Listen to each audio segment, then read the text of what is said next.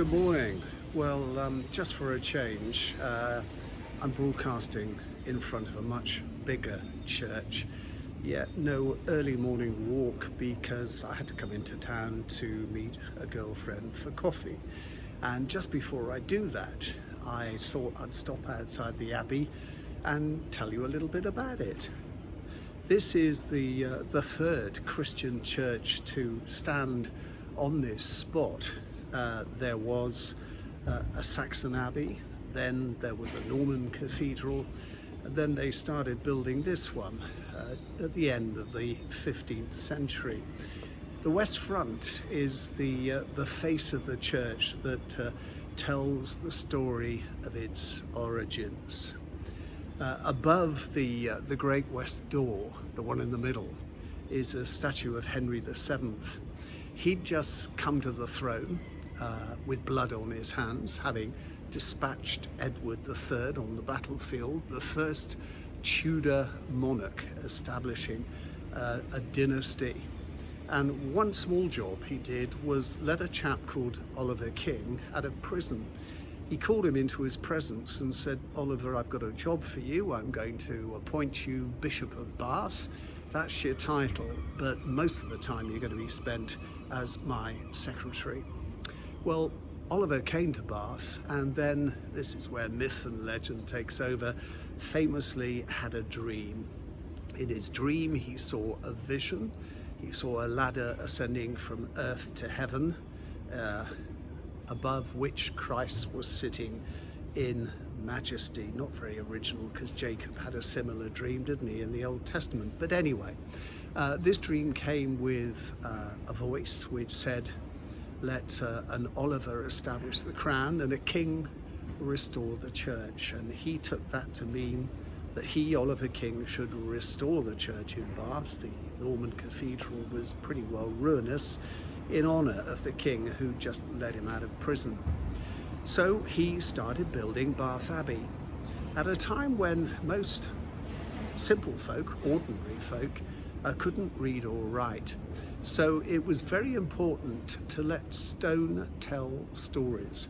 And that's where the carvings on the west front come into play, because Oliver put his vision on the west front, and he did it twice. So you've got a stereo view of Oliver's dream, and there are angels climbing the ladder. One angel on either side is going the wrong way. Now that's important to simple folk. They can read what that means. It means if you're not a good Christian, you won't go to heaven. You'll find yourself going the other way. Oliver also put the king above the door. He doesn't have to climb a ladder because the king is divine. He rules divinely. He rules in God's name, because as you can see above the great west window, the only figure above the king is Christ in majesty. You'll also notice the ladders don't start on the ground. They start a little way up the wall, which is also a readable sign. What it's saying is, you go into the church to be christened, to be baptized, and that is achieving the first rungs on the ladder. Then you can start your climb. So that's why the ladder isn't on the ground, because you've taken those first steps in becoming a Christian. This church is dedicated to St. Peter and St. Paul. They are the figures on either side of the door. St. Paul would have had a sword, and St. Peter a bunch of keys. They've lost those. St. Peter actually lost something much more important during the Civil War. It must have been a roundhead, because they didn't like statues, idols as they called them on churches. Knocked his head off, and it went rolling down through Abbey Church Yard.